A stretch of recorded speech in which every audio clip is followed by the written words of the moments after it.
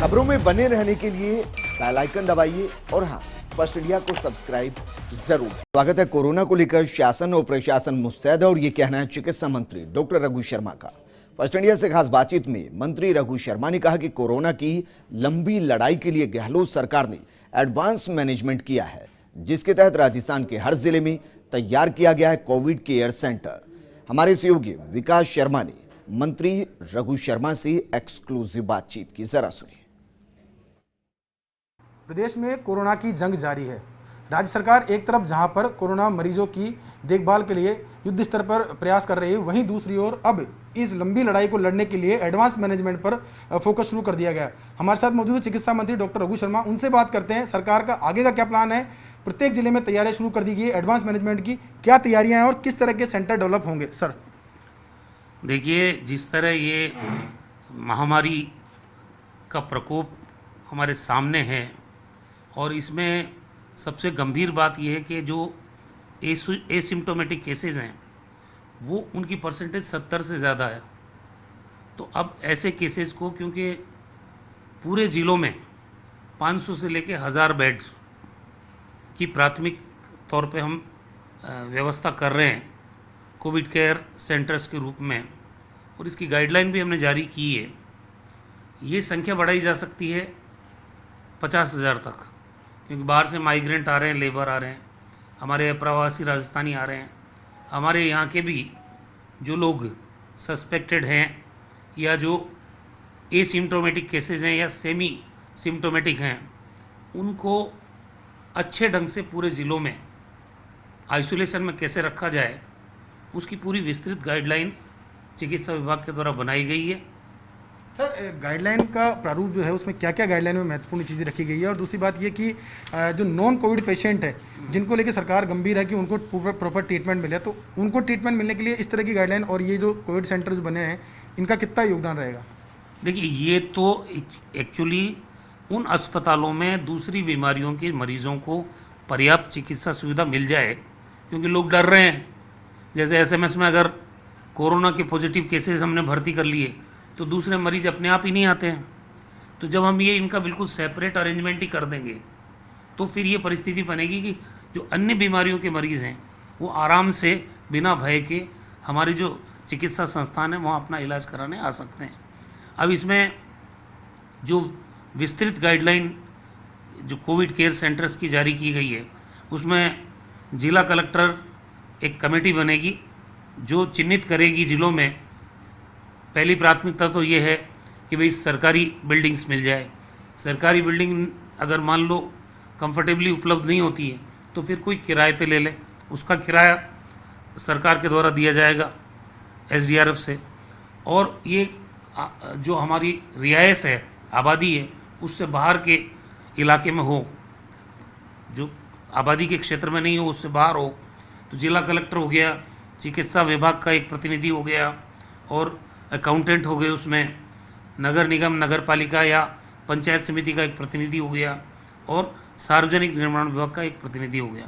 तो कुल मिला के राजस्थान में किस ढंग की फैसिलिटीज़ होनी चाहिए, वहाँ पे नर्सिंग स्टाफ के लिए क्या व्यवस्थाएं होनी चाहिए वो सुनिश्चित की गई है।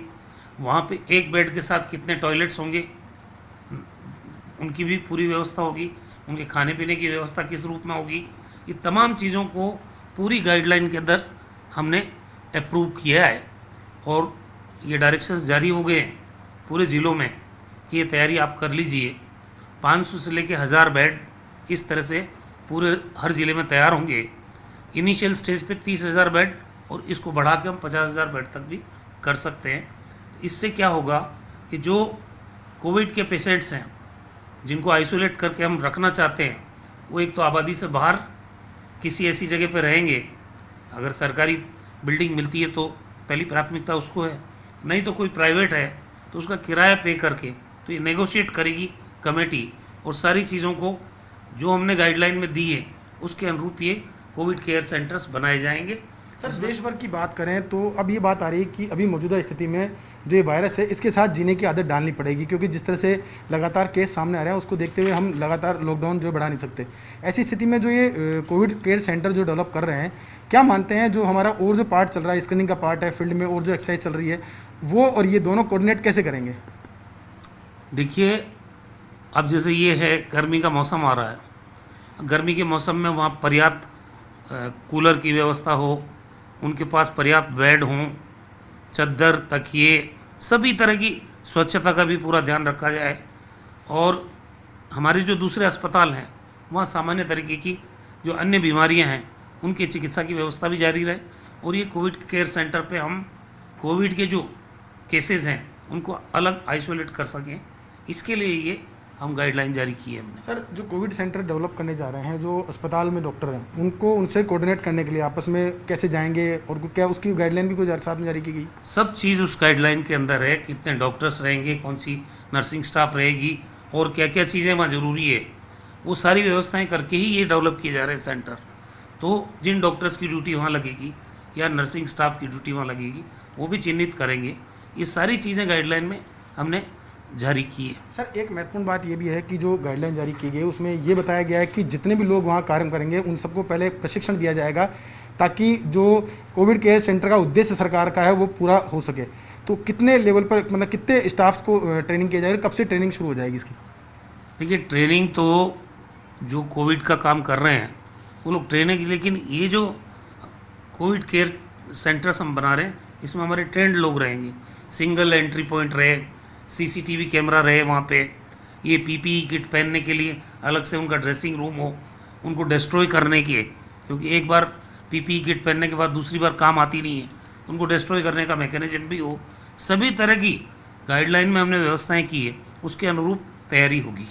सर क्या मानते हैं कि ये जो प्रयास है कोविड केयर सेंटर का, इसके आगे इम्पैक्ट, क्योंकि लंबी लड़ाई लड़नी है, तो क्या इम्पैक्ट पड़ेंगे इनके आगे जा करके? इम्पैक्ट तो इसका अच्छा ही पड़ना है, क्योंकि वहीं से सैंपल कलेक्ट होगा, वहीं हमारा दवा का स्टोर भी रहेगा। गाइडलाइन में हमने सब चीज़ दी है, तो इसमें हम आइसोलेट कर पाएंगे उन मरीजों को जो कोरोना के सस्पेक्टेड है या पॉजिटिव है, चाहे वो एसिम्टोमेटिक हो चाहे दूसरे हों, ताकि उनको दूसरे लोगों से हम अलग थलग रख सकें और उनका आइसोलेशन भी किया जा सके। सर अंतिम सवाल ये है कि लोगों में अभी भी भ्रांतियां बनी हुई है, जो अस्पताल में नहीं पहुंच रहे हैं लोग गंभीर बीमारी से, तो उनको लेके भी कोई अपील इस बात को लेके कि सरकार इस तरह के प्रयास भी कर रही है कि डेडिकेटेड कोविड सेंटर बना रही है, तो वो भी अपने खुद के उपचार के प्रति गंभीरता बरतें और जो कोविड का भय बना हुआ है उससे भी थोड़ा बाहर निकलें? देखिए, भय से तो बाहर निकलना पड़ेगा।